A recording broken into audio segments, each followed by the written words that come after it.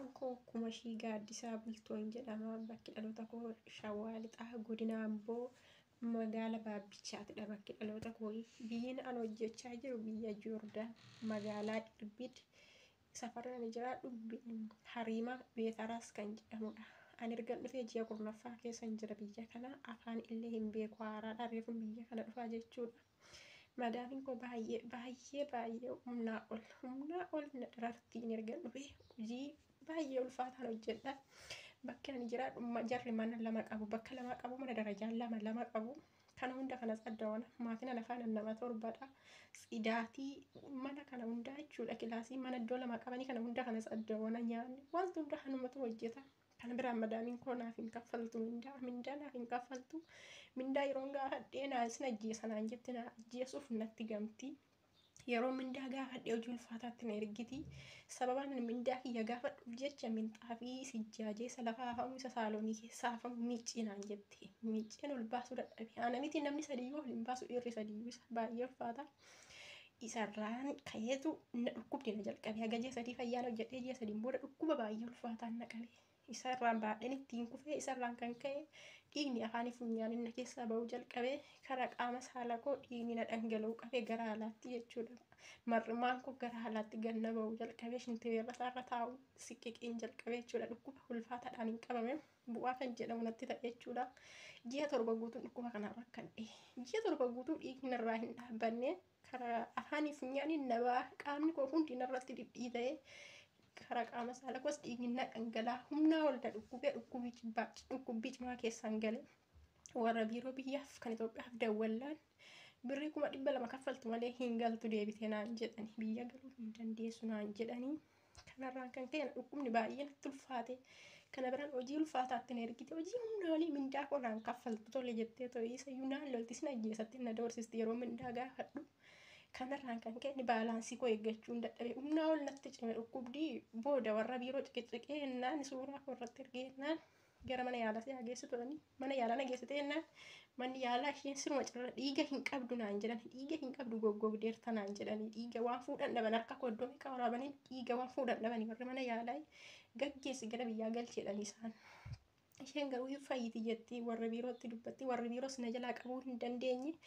Rakkoo ulfaataa keessa jira rakkoo humnaa olii rakkina humnaa olii keessa jira isoon kanaan jiru hin beekte akkan baalaansii koo eeggachuu hin dandeenye kilaasii koo galee yoo rafee xiqqoo isheen boqodhadhee kilaasiin koo jala yoon galee rafee dhuftee wayyaa caafii wayyaa fokkatti qabdeetu goottotaa fooqarratti ol labaasti darajaarra goottotaa fooqarratti ol labaasti lafarra naa harkisaatii akka horiitti akka namaatti soon ta'in baay'ee na dararti. Kanaan isoon jiru ani baalaansii koo eeggachuu dadhabee nama daddarbamudha. Maskoota dhiqnaan jette fooq irratti bayiti. Maskoota dhiquu dhaqeen fooqii darajaa lamaarraa kufee. Qaamni koo kun koo nama madaa'ee dhiigni keessaa yaa'ee ilkaan koo akkuma argitan asii na cabee asiis gaccabee ganna jallate haa'uun ilkaan nama lama narraa cabe jechuudha. Kanaan osoon jiru baay'een dararamaa jira. Amma immoo isumaaniyyuu danda'ee ol jedheen hojjedhu duddukoos na cite gaafa fooqirraa kufe sana. Gajjedheen jilbeeffadheen mana walawalaa waan hunda jilbeeffadheen hojjedha. Kan dhaabadhee hojjedhu immoo danda'ee dhaabadheen hojjedhu yoon jedheen akkasitti qabdeetitti geessitee itti hirkisti baay'ee na dararaarti madaamiin koo baay'ee na dararaarti adaraa uummata Oromoo. Egaa akkuma argaa jirtanii dhugaa dubbachuuf waan hedduu takka garaa nama nyaattudha. Ijoolleen achi jirtanii yookiin immoo ijoolleen Joordaan keessa jirtanii sirriitti of eeggannoo godhaa isiniin jedha. Baay'ee amma yeroo ammaa kanatti madaamii takka bichaa osoo hin taane madaamii hundumatu amala akka walii qabaa. Ijoollee addisii akkanaa kan ammoo namoonni itti dhiyeenya jirtan yookiin immoo wal jajjabeessitanii gaariidha. Baay'ee takka garaan nyaatti dhugaa dubbachuuf ishee qofa osoo hin taane akka ishee baay'eetu jira jechuudha. Ijoolleen haaraan dhufanii akkatti dararamaa kan jiran kan akkuma argaa jirtan mucatti daa'imallee dhugaa dubbachuuf.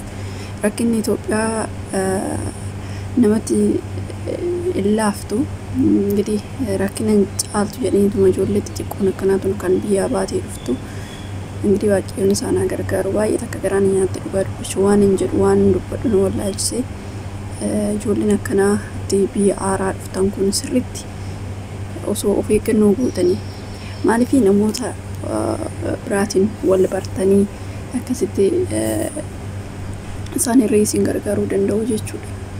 Kanaaf ijoolleen keenya ijoolleen haararree dhuftan ta'ee akkasuma sirriitti of eeggannoo gochuun barbaachisaadha. Maaliif jennaan of eeggannoo gaafa isiniin jedhu ani namoota beektan biyya Arabaa keessatti beektan yookiin immoo lakkoofsa dallaalaa tirree qabattanii deemuun dirqama beektanii amma Joordan yookiin immoo biyyoota tokko lakkoofsa amma biirootti osoo hin kenniin fuudhanii bakka hojiitti galchu ijoolleen akkasitti rakkatanii wanta ittiin bilbilatan irree dhabanii bakka giraata gaabba'anii ijoolleen akka sammuu ta'an irreetu jira ni beektu ijoolleen keessattuu ijoolleen haaraan jechuudha. Kanaafuu yoo dhibbisuu hin qabdanii lakkoofsa kan biiroo Itoophiyaatillee bilbiltanii nuu bilbili jettanii isaan irree gaafattanii nama dallaalota gaariirraan gaafattan jechuudha. Dallaalota badaarraan warreen dhufan garuu dhugaa dubbachuuf akkanatti kan dararamaa jiran namni bilbilee gaafatu hin jiru. Dhiira ta'ee dubartii ta'ee amma kun Dubaay keessatti mucaan dhugaa dubbachuuf dallaala fiduu ijoollee dhiiratillee ni fiduu garuu immoo bakka isaan jiran hojii maalii akka hojjetan hojii qabaatanii hojii sun ta'uu fi dhiisuu danda'a. Inni dhiisu hojii humnaa ta'uu danda'a. Inni dhiisu isaan booda immoo dallaalan bakka inni jiru hin beeku jechuudha. Silaa hanga namni sun xiqqoo afaan baratutti kan gargaaraa qabu isaan kan bilbilee jajjabeessuu qabu isaan garuu isaan akka fidanii qarshii isaanii irraa naqatu isaan booda isaan hin beekan. Namoonni ijoollee nama akkanaatirraan dhuftan sirriitti of eeggannoo godhaa. Asittillee gaafa dhuftan biyyaa ba'uu ilaaltanii gammaddanii gin asoo dhufan kan caalu biyya kee keessatti rakkattee waan barbaadde qaasiraas hojjettee jiraatta beektanii biyya ormaa keessatti waa baay'eedha chaalenjiitu jira. Akka biyya keessatti waan barbaadde hojjechuu hin dandeessu waraqaatu jira maaltu jira yoo gadi nam ba'ee hojjedhasitti bakka jirtu sanittis immoo hojiin sitti baay'achuu danda'a dararamuu dandeessa garuu immoo dallaala gaariirraan dhufnaan hanga hojii gaarii qabattutti si jajjabeessu jechuudha. Garuu namoonni akkasitti dhufan amma mucaa tokko Dubaay keessatti dhugaa dubbachuuf waan hedduu takka garaana nyaatee mucaan dhufee hojii dhabee bakka zim jedhee daa'ima beektanii daa'ima xiqqaadha.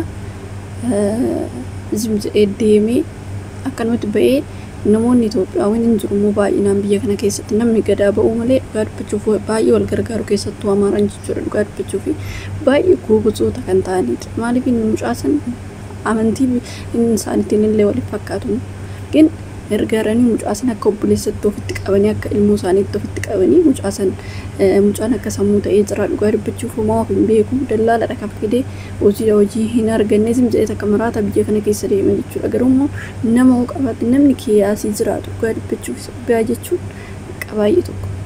Kanaaf waan akkasiiti nama qabaachuun barbaachisaadha. Amma baay'inaan biyya kana keessa Itoophiyaawwan baay'inaan waan jiruuf namni gadi ba'e irree hin gargaaru dhugaa dubbachuuf rabbiin isaaniif yaa tolu akkasii gargaaranii ijoollee isaan rakkina tikeetti wanta tikeetti walitti gurmaanii kutanii galchuu jechuudha. Biyya biraatitti immoo ijoolleen baay'inaan kan rakkatan biyya biraa keessatti jechuudha.